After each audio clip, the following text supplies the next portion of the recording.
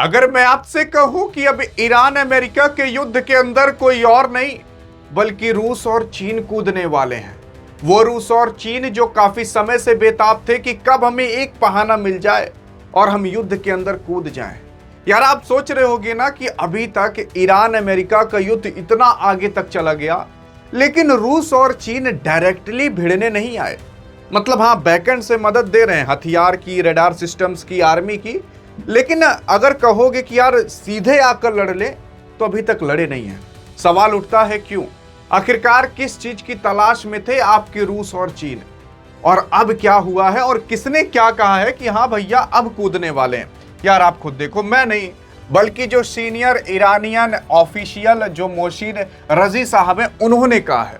उन्होंने क्या कहा है? उन्होंने डायरेक्टली ये कहा है कि अगर ये युद्ध आगे चला और अरब कंट्री पर अटैक वैसे ही होता रहा और अमेरिका भी हमारे ऊपर अटैक करता रहा तो बस आगे चल करके जो चाइना है वो ताइवान पर अटैक कर देगा और जो रूस है वो यूरोप पर अटैक कर देगा।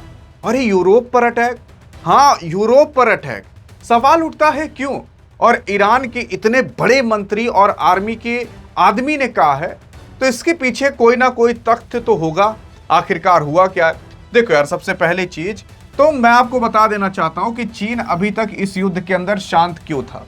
मतलब कुछ ज्यादा बहुत बड़ी बातें नहीं बोला, क्योंकि चीन को पता था कि अगर आज हम ईरान अमेरिका के युद्ध में बोले तो कल को जब हम ताइवान कब्जाने जाएंगे तो अमेरिका बोलेगा हमारे बीच में।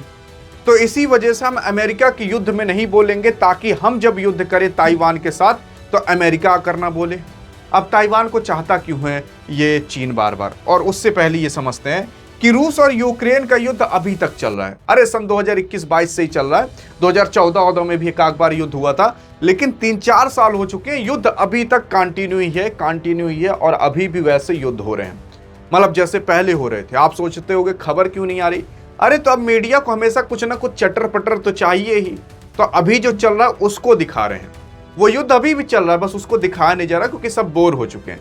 ऐसे ईरान अमेरिका का युद्ध चलता रहेगा, बस सब जब बोर हो जाएंगे तब कोई दिखाएगा नहीं। तो अभी हाल फिलहाल अगर आप देखने की कोशिश करोगे तो आप खुद देख सकते हो कि ईरान ने यहाँ पर अटैक किया है कुवैत के अंदर। उसके जो इलेक्ट्रिसिटी फैसिलिटी थी और जो पानी साफ करने वाली चीजें होती हैं, मशीनें होती हैं, उस पर अटैक किया। मतलब पानी के बिना भी ये लोग मर जाएंगे। दूसरी चीज, अब मैं आपको एक बार खबरें बता देता हूं क्या चल रही है मार्केट में खबरें, तब आप समझ पाओगे कि आखिरकार आगे क्या हो सकता है। यहां पर जो IRGC यानी कि ईरान की सेना है, उसने अभी हाल फिलहाल 4 ऐसे यूएस शिप थे जो हॉर्मुज से पास होने की कोशिश कर रहे थे, उस पर अटैक किया गया है। यह भी बहुत बड़ी खबर आ रही है। फिर उसके बाद सुनिए तो सही, अब ये समझते हैं आखिरकार रूस यूक्रेन में क्या हो रहा है। यूक्रेन ने अभी काफी बड़ा UAVs से हिट किया है, किसी और को नहीं बल्कि रूस को। और रूस को इतना बड़ा हिट किया है, कहां पर हिट किया है?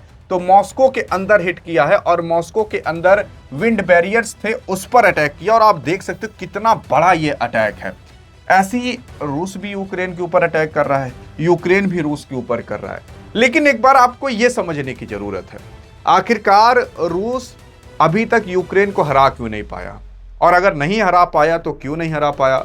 और आप ये सोच रहे होंगे कि यार अमेरिका भी तो ईरान को नहीं हरा पाया, इसका मतलब किसी को हराना बहुत आसान बात नहीं है। नहीं, देखो यार, अगर रूस चाह ले तो एक रात के अंदर पूरे यूक्रेन को साफ कर सकता है, और अमेरिका चाह ले तो ये हॉर्मुज बंद बुंद करके पूरे ईरान को एक बार में साफ कर सकता है। यही सच्चाई है, लेकिन कर क्यों नहीं पा रहे? तो अगर ये समझना है तो आपको ये समझना पड़ेगा पहले।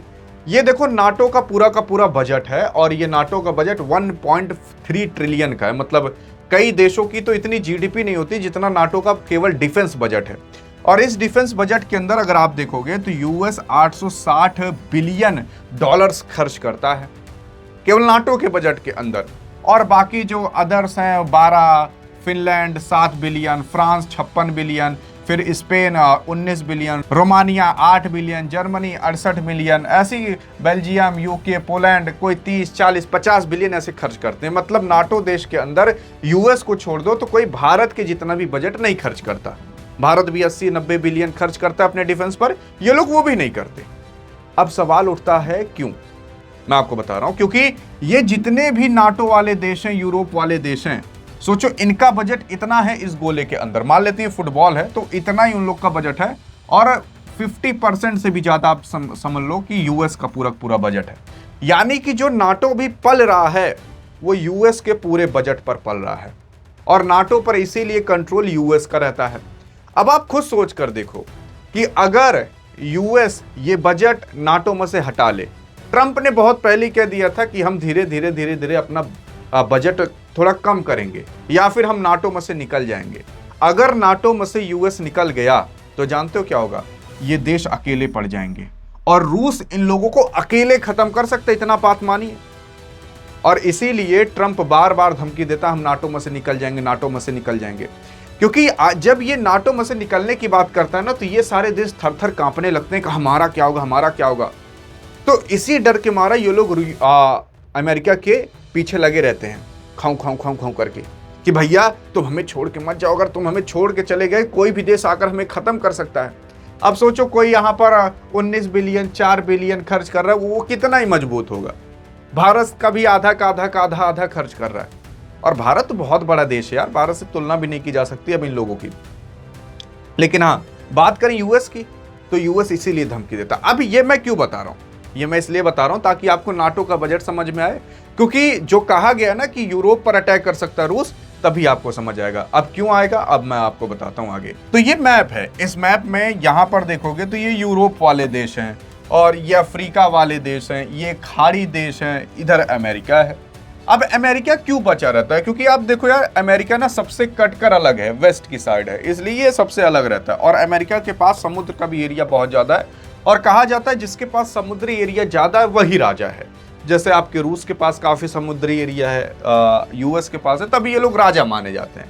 अब दूसरी चीज, यहां पर क्यों कहा गया कि रूस अब अटैक कर देगा यूरोप पर, क्योंकि यार देखोगे रूस यही चाहता था कि अमेरिका किसी युद्ध में उलझा रहे। अब वो किस युद्ध में उलझा है, तो वो युद्ध में उलझा है ईरान के। अब जब ये ईरान के युद्ध में उलझा है तो अपने सारे गोला बारूद हथियार ईरान में खर्च कर रहा है। असल में जो यूएस था वो पहले यूक्रेन को खूब हथियार सप्लाई कर रहा था, यूक्रेन यहाँ पर है, यूक्रेन को इसलिए हथियार सप्लाई कर रहा था ताकि वो रूस से युद्ध लड़े, और रूस जो अपने डेवलपमेंट में सारे पैसे खर्च कर रहा है वो युद्ध पर खर्च करे, और काफी सारे प्रतिबंध रूस पर मार दिए गए। अरे रूस की एक बार इतनी खतरनाक स्थिति आ चुकी थी कि रूस को अपना ही देश चलाने के लिए अपने देश का गोल्ड बेचना पड़ा था। और हाल फिलहाल कितना टन गोल्ड बेचा है तो मैं आपको बता देना चाहता हूं, लगभग 27 टन गोल्ड बेचा है। अब सवाल यह है कि आपको इस गोल्ड को मल्टीप्लाई करके बताना है कि आखिरकार कितना रुपया होगा 27 टन गोल्ड का। और अगर आपने थोड़ा बहुत भी अप्रॉक्स इधर उधर ही बता दिया तो आपके कमेंट को हार्ट भी दे दिया जाएगा, पिन भी कर दिया जाएगा, ताकि आपको पता चल जा सके कि 27 टन गोल्ड की कीमत कितनी होती है।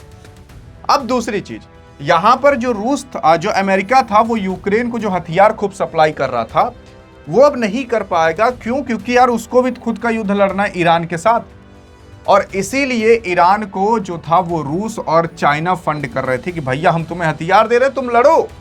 इसीलिए अमेरिका ईरान को हरा नहीं पाया, और ईरान की इसीलिए तोप गोला बारूद खत्म नहीं हुए। क्यों? क्योंकि बैकएंड से आपके रूस मदद कर रहे थे, और रूस के जो खतरनाक जवान माने जाते हैं ना, वो लोग आए थे ईरान के अंदर उन लोगों को सिखाने के लिए, लड़ने के लिए। और चाइना जो था वो रडार सिस्टम और काफी आधुनिक हथियार दे रहा था, ये कह करके कि हम भैया मेडिकल का सामान भिजवा रहे हैं, उसी में 2-4 ठो रडार सिस्टम भिजवा दे रहा था। तो इस वजह से ईरान अभी तक हारा नहीं, और ईरान को एग्जैक्ट सारी लोकेशन पता है कहां कहां पर अमेरिकी सैनिक है। तो समझ आए क्यों अमेरिका नहीं हरा पाया, क्योंकि ईरान के पीछे चाइना जैसे बड़े देश और रूस जैसे बड़े देश का हाथ था, इसलिए ईरान हारा नहीं। मतलब अमेरिका केवल ईरान से नहीं लड़ रहा था, बल्कि चाइना और रूस से भी लड़ रहा था। अब दूसरी चीज, आप सोच रहे होंगे कि रूस यूक्रेन को क्यों नहीं हरा पाया। अरे रूस यूक्रेन को इसलिए नहीं हरा पाया क्योंकि रूस को मदद कर रहे थे ये पूरे यूरोप वाले देश और प्लस अमेरिका। मतलब अगर रूस इनके सारे गोला बारूद हथियार खत्म कर देना तो अमेरिका वापस से भेज दे रहा था, तो खत्म ही नहीं हो रहे थे। फिर उसके बाद जर्मनी दूसरे नंबर पर खूब फंड कर रहा था, खूब पैसे दे रहा था, खूब गोला बारूद हथियार दे रहा था। अब इसमें यूएस का क्या फायदा होगा। तो यूएस ने ये कहा था यूक्रेन से कि भैया देखो जब युद्ध खत्म हो जाएगा तो हम तुम्हारे देश के अंदर आएंगे, सारे रेयर अर्थ मिनरल्स और मटेरियल्स निकाल कर लेकर चले जाएंगे। यूक्रेन ने कहा ठीक है, बस हमें तुम बचा लो। इसीलिए सारे गोला बारूद हथियार यहां पर दे रहा था। अब ये निकालने की बात क्यों कर रहा था रेयर अर्थ मिनरल्स और मटेरियल्स? क्योंकि इसी रेयर अर्थ मिनरल्स और मटेरियल से एआई का इस्तेमाल होता है। एआई जो चिप बनती है और बाकी तमाम चीजें बनती है ना, वो इसी के इस्तेमाल से बनती हैं। तो इस वजह से सबको अब रेयर अर्थ मिनरल्स मटेरियल चाहिए। इसी वजह से यूएस जो था वो ग्रीनलैंड पर कब्जा करने की कोशिश कर रहा था, क्योंकि ग्रीनलैंड में काफी ज्यादा uranium, rare earth minerals materials, पत्थर उत्थर कीमती हैं। इसीलिए कह रहा था कि मैं इस पर कब्जा कर लूंगा, लेकिन वो तो हवा ही हवा रह गया। लेकिन बात करें यूक्रेन पर, यूक्रेन को इसीलिए मदद कर रहा था ताकि यहाँ का रेयर अर्थ मिनरल्स मटेरियल निकाल सके और रूस से युद्ध लड़ सके। मतलब यूक्रेन अगर युद्ध लड़ेगा रूस से तो सिंपल सी बात है, रूस भी बर्बादी होगा।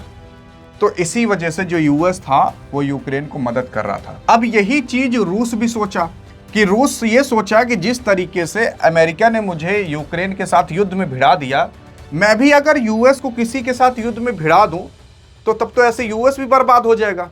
और यही हुआ भी। इसीलिए ईरान के साथ युद्ध हुआ और ईरान के साथ देखोगे किस तरीके से ये लोग भिड़ गए। अब वो पूरा का पूरा षड्यंत्र रचा गया होगा कि ये परमाणु बम बनाने वाले, इसको परमाणु बम बनाने से रोको, खैमनाई है, तमाम चीजें। तो ये आकर भिड़ गया। देखो अब मतलब इतना भी दिमाग नहीं लगा पाया। अब अमेरिका पूरी तरीके से ईरान के युद्ध में बिजी हो चुका है और आप देख रहे होगे, इसलिए युद्ध जब भी रुक रहा है वापस से चालू हो जा रहा है। क्यों चालू हो जा रहा है? क्योंकि ईरान वापस अटैक कर रहा है कई सारे देशों पर। इसीलिए मैंने आपको शुरुआत में बता दिया कि ईरान ने भी कुवैत पर अटैक किया है, जॉर्डन पर अटैक किया है, तमाम जगह पर अटैक किया है।